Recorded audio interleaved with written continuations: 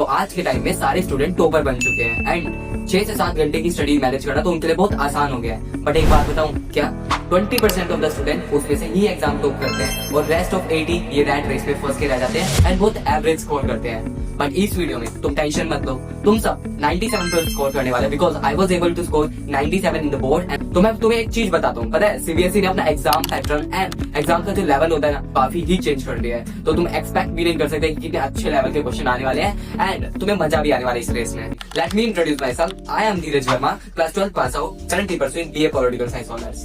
तो पहली बात तो ये भूल जाओ कि तुम एनसीईआरटी इग्नोर करोगे लास्ट टाइम में। एनसीईआरटी बहुत ज्यादा इंपॉर्टेंट है। तो ये मत सोचना कि तुम्हारा टाइम नहीं है, भाई टाइम है और तुम अभी भी कर लोगे, मैं तुम्हें गारंटी दे रहा हूँ। अब मैं तुम सबको डिवाइड करने वाला हूँ, कैसे? जिसका सिलेबस 80, 60 और 70% हो गया उसको अलग एंड जिसका सिलेबस कंप्लीट हो गया उसे क्या करना है। तो सबसे पहले हम बताते हैं जिनका 80, 60 और 70 सिलेबस कंप्लीट हो गया, सो दैट वो जिनका सिलेबस कंप्लीट हो गया उनसे मैच कर लें और फिर आगे जाके दोनों एक साथ सेम स्ट्रेटजी मैं उनके लिए बताऊंगा। तो होप तुम समझ रहे हो। अपना जल्दी से एनसीईआरटी उठाओ और उसे लाइन बाय लाइन रीड कर दो। इतना टाइम मत लगाना कि तुम 3-3 घंटे टाइम लगा रहे हो, तुम टाइम मैनेज नहीं कर पा रहे। दिन में 2 सब्जेक्ट करने हैं याद से, एक रिवीजन और छोटा सा 1 घंटे का इंग्लिश सेशन, समझ रहे हो? तो तुम अभी से एनसीईआरटी उठाओ, जल्दी जल्दी रीड करो, लेक्चर देखो, टेलीग्राम से नोट्स उठाओ और रनिंग हैंड नोट्स बनाओ। ये कॉमन टिप है, तुम्हें अभी करना पड़ेगा सो दैट जिसका सिलेबस कंप्लीट हो गया ना उससे मैच भी करना है तुम्हें। ये नहीं कि तुम भाई जो जिसने सिलेबस कंप्लीट कर लिया है वो पागल नहीं है, वो तो और अच्छा स्कोर करेंगे क्योंकि अभी से और स्टडी कर रहे हैं। तो मैं तुम्हारे लिए अभी बता रहा हूँ कि तुम्हें जल्दी से लेक्चर कंप्लीट करने होंगे, एनसीईआरटी की लाइन बाय लाइन रीड करके रनिंग हैंड नोट्स बनाने जब लेक्चर देखोगे एंड और तुम अपना जल्दी से कंप्लीट कर लोगे सारा सिलेबस सभी सब्जेक्ट का। अब आते हैं जिनका सिलेबस कंप्लीट हो गया है। तो भाई देखो जिनका सिलेबस कंप्लीट हो गया है अब तुम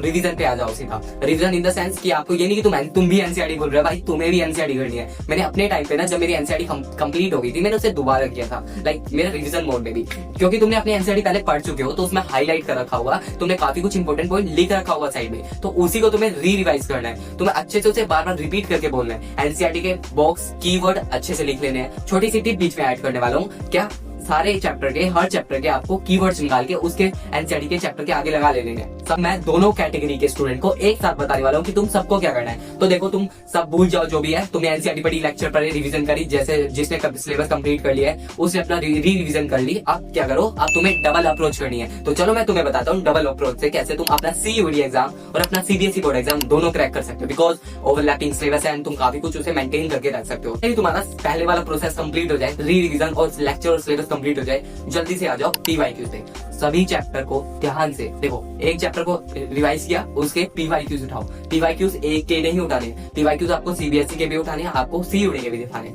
तो बिफोर गोइंग अहेड एक प्रॉब्लम में यही सोल्व कर। तो गाइस नवंबर चल रहा है एंड अराउंड इसी टाइम में इसी मंथ में मेरा सिलेबस भी कंप्लीट हो गया होगा and I am damn sure कि तुम्हारा मोस्टली सिलेबस कंप्लीट हो गया होगा क्योंकि नवंबर चल रहा है एंड आपके प्री बोर्ड भी चल रहे होंगे। तो इस टाइम के अराउंड में तो मैं अपनी सीयूईटी की प्रिपरेशन भी सोच रहा था कि स्टार्ट कर देता हूँ, बिकॉज अभी सिलेबस भी कंप्लीट हो गया तो CUET plus CBSE board exam हम थोड़ा कंबाइन करके मैं कर सकता हूँ। तो मैंने सोचा था मैं पीवाईक्यू से स्टार्ट करूँ, बिकॉज मेरा एनसीईआरटी तो बेस लाइन है वो तो कंप्लीट हो गया था, ठीक है। तो अब मुझे पीवाईक्यूज करने थे, मुझे सीबीएसई के पीवाईक्यू से स्टार्ट करना तो वो मुझे हर जगह मिल रहे थे। लाइक मैं सीबीएसई खुद की वेबसाइट पे जा रहा था तो वहां उनकी मार्किंग स्कीम आप सर्च करोगे तो वहां आपके सारे ईयरली वाइज आप सेट वाइज आपको आंसर की एंड आप क्वेश्चन पेपर, ठीक है, पीवाईक्यू जिसे कहते हो आप। बट जब मैंने वो तो कर लिया, बट जब मैं सीयूईटी के पीवाईक्यूज ढूंढ रहा था तो मुझे खुद की एनटीए की वेबसाइट पे कोई भी सेट वाइज मुझे पीवाईक्यूज नहीं मिले एंड मैंने काफी सारी वेबसाइट देखी गूगल पे जो फ्री के पीवाईक्यूज प्रोवाइड कराते थे सीयूईटी की, वहां भी मुझे कोई नहीं मिला। एंड गाइज मैंने यूट्यूब पे भी काफी ट्राई किया, मैंने सोचा यूट्यूब एक लास्ट ऑप्शन है वहां तो कुछ मिलेगा सीयूईटी का, बट नहीं।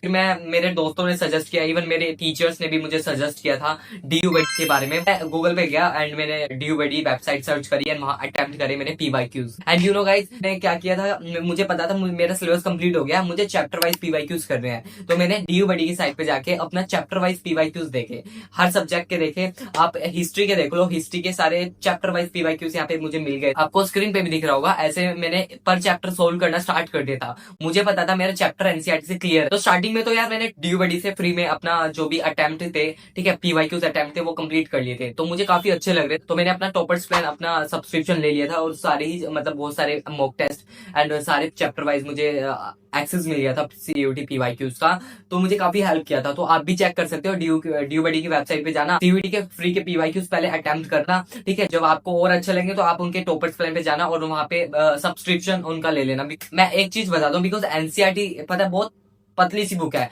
एंड इससे बाहर तो कुछ नहीं आने वाला। CUET भी वही फॉलो करता है, NTA भी वही सिलेबस फॉलो करता है जो एनसीईआरटी में है, ठीक है। इससे बाहर कोई क्वेश्चन नहीं बन सकता। 2022 से 2025 तक के पेपर्स और सेट में बहुत सारे क्वेश्चन आ गए। पता है मैंने 2024 के PYQs देखे थे DUBD की वेबसाइट पे एंड 2025 के जो मैंने एग्जाम अटेम्प्ट किए थे ना गाइस, तो उसमें कितने सारे क्वेश्चन रिपीट थे मैं बता नहीं सकता। हिस्ट्री में काफी ज्यादा रिपीट थे, तो PYQs करना तो मस्ट है। देखो एनसीईआरटी है, एनसीईआरटी से बाहर तो कोई क्वेश्चन नहीं बना सकता है, जैसे कि हमने सिलेबस में देख रखा है कि उससे बाहर तो कोई टॉपिक है नहीं। तो तुम्हें प्रॉपर एनसीईआरटी पढ़नी है, सिलेबस तो पढ़ लिया होगा, अब PYQs पे आना है जो आपको DUBD की साइट पे मिल जाएंगे। डबल अप्रोच यही थी और इससे ज्यादा कुछ नहीं। आपको हमेशा ध्यान रखना है डबल अप्रोच का, बिकॉज आपको ये जो CUET है ना बहुत मैटर करता है। क्लास 12 के मार्क्स तो आपको थोड़े दिन बाद तक काम आएंगे, बस उसके बाद नहीं काम आने वाले।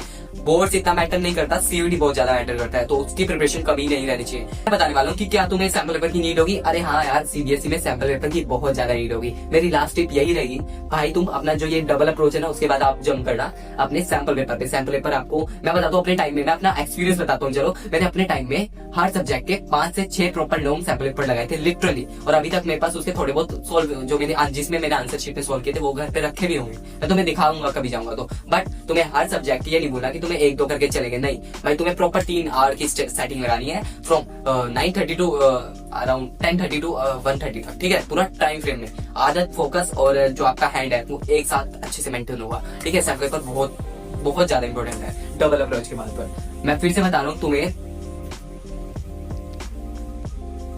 कॉमन और रेगुलर टिप जो मैं हर वीडियो में देता हूँ। प्लीज जहां भी टाइम मिले, जब भी टाइम मिले, घर पे हो या स्कूल में हो, आपका जो नोट्स है उठाओ, खोलो, ओपन करो, just read it out, just read it out. Like ऐसे रीड करना जैसे आप एक स्टोरी, ऐसे पोएम रीड कर रहे हो। आपको वो माइंड में क्लिक करेगा, लाइक एक एक कीवर्ड एंड एक एक पॉइंट आपको वो हमेशा क्लिक करेंगे। मुझे आज तक की कुछ पॉइंट ऐसे याद है जो मेरे नोट्स में आज एज इट इज लिखे गए, तो वो ऐसे ही हुआ। जब भी मुझे टाइम मिला स्कूल में, मैं ऐसे जस्ट रीड करके चला गया। तो ये मेरी तरफ से काफी अच्छी टिप थी जो मैं खुद बोलता हूँ कि बहुत अच्छी टिप है, तुम सब इसे ट्राई करना। एंड हाँ, मिलते हैं नेक्स्ट वीडियो में, उसमें बताने वाला हूँ कौन से सैंपल पेपर मिलते हैं नेक्स्ट वीडियो में, उसमें मैं बताऊंगा कौन से सैंपल पेपर आपको यूज करने हैं एंड बहुत सारी टिप्स आने वाली है। मुझे कमेंट सेक्शन में बहुत सारे कमेंट चाहिए, इस बार मैं पक्का आपके कमेंट पे ध्यान दूंगा। थोड़ा सा शेड्यूल हैक्टिक था तो मैं इसलिए ज्यादा देख नहीं पाया नेक्स्ट वीडियो में, प्रीवियस वीडियो में। डेफिनेटली इस वीडियो में देखूंगा। और please long and lengthy comment मत किया करो, बिकॉज मैं उसे पढ़ तो पाता हूँ, मैंने अच्छे से रिप्लाई उसमें नहीं हो पाता है। मैं चाहता हूँ तुम्हें समझा दूं जो तुम्हारा डाउट है, बट मैं टाइपिंग में नहीं समझ आएगा भाई, तुम समझ रहे हो, ठीक है। ठीक है गाइस, मिलते हैं नेक्स्ट वीडियो में, जब तक bye bye, see you soon and keep studying.